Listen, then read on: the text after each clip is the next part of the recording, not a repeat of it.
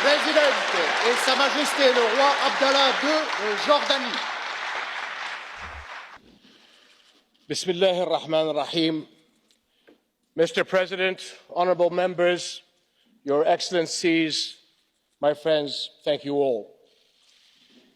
It is an honor to speak before the European Parliament once again.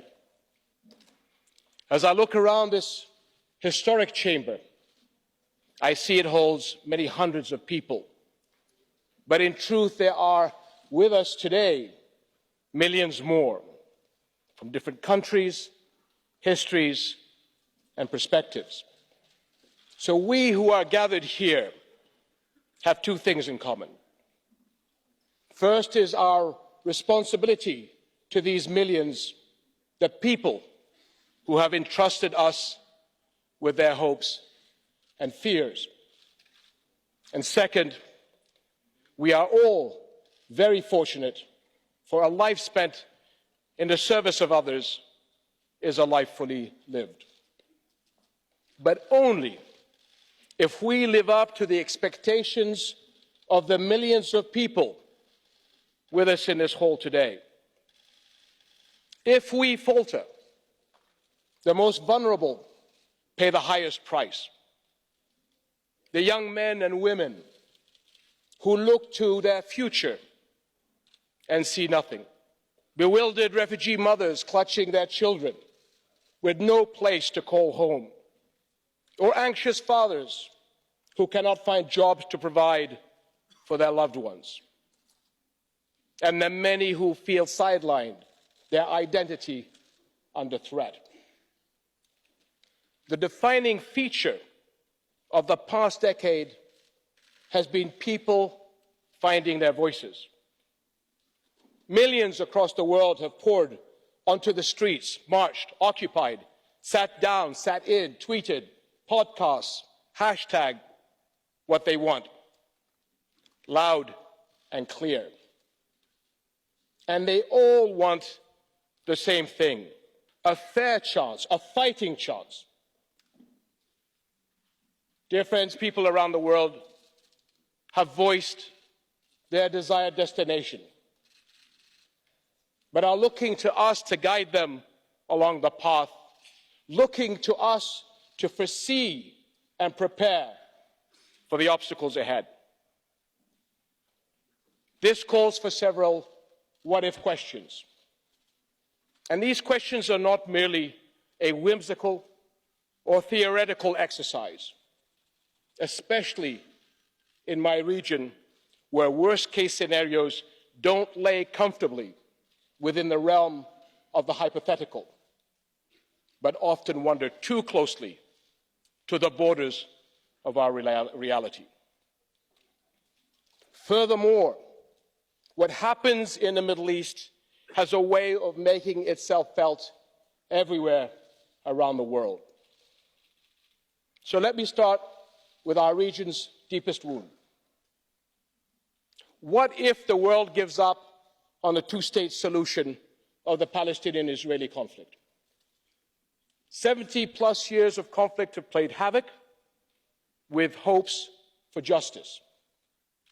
Today, one-staters are actively seeking to impose an unthinkable solution on the region and the world. One state, propped up by structural inequalities, with Palestinians as second-class subjects. One state turning its back on its neighborhood, perpetuating divisions among peoples and faiths worldwide. 5 years ago, I stood in this chamber and spoke of the dangers of failing to move forward with peace. And today, I must say frankly that the dangers have grown. Violence continues, settlement building continues, disregard for international law continues. I've said it countless times and in countless ways, but I will say it again and again. A more peaceful world is not possible without a stable Middle East. And a stable Middle East is not possible without peace between Palestinians and the Israelis.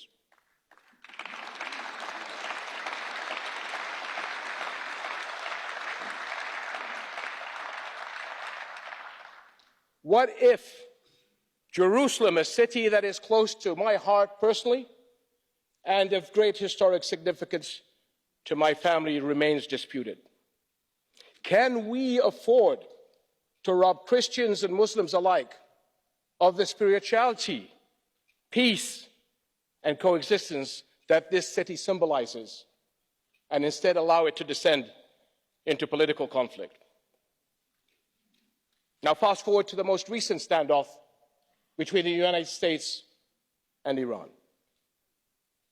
What if next time neither side steps away from the brink, dragging us all towards untold chaos? An all-out war jeopardizes the stability of the entire region. What's more, it risks massive disruptions of the entire global economy, including markets, but threatens a resurgence of terrorism across the world. And I ask you another what if. What if Iraq fails to realize the potential and aspirations of its people and slips back into an erratic 17-year cycle of recovery and relapse? Or worse yet, conflict. Iraq is home to 12% of the world's proven oil reserves. But more importantly, it is home to over 40 million people who have suffered through 4 decades of war, crippling sanctions, occupation, sectarian conflict, and the terror of ISIS. Today, their future rests on a fragile peace.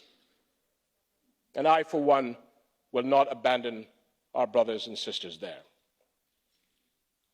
Now, what if Syria remains hostage to global rivalries and spirals back into civil conflict?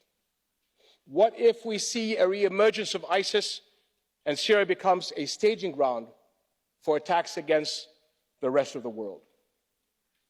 Syria may be out of the headlines, with its suffering out of sight and out of mind. But the crisis is far from over. Over the past 9 months, more than 500,000 people have been displaced, many of them already refugees. Do any of us in this hall want to see another Syrian refugee crisis unfold with all its horror and heartbreak? Or another innocent child washed up upon your shores?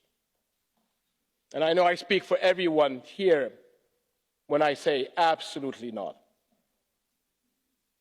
And let me ask you, what if Libya collapses into an all-out war and ultimately a failed state?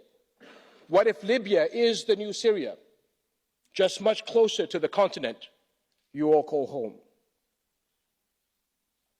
And let me say again, what if Arab governments fail to create the more than 60 million jobs our youth will need in the coming decade? And if we fail, wouldn't we in fact be creating a perfect setting for extremist groups? We make their job of recruitment easier if we leave behind a trail of vulnerability and hopelessness. Can we afford to let the region's young people live without hope? My friends, let this reflection upon what if scenarios be a productive exercise, one that can preempt countless tragedies and safeguard our people along their journey. My faith in God reinforces my optimism and my belief in the strength and resilience of humanity. There is always a better and much more united version of us around every corner. The Holy Quran teaches us that those who enduring patience and put their trust in their Lord will enjoy the greatest rewards. Patience is hard in a world that never seems to slow down, where people make split-second decisions and expect instantaneous results. Leadership. Leadership, however, demands the very opposite: reflection, wisdom, and the long view. More than ever, we need patient politics, because we all have a responsibility to safeguard our people's long-term interests and welfare, to react to rapidly unfolding events with measured responses, not knee-jerk reactions. Because politics is not a game where the fastest win. Sometimes the faster we go, the further away we end up from the finish line.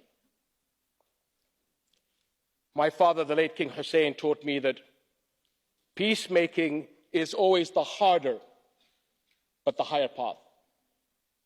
And a tough road is best walked with our friends.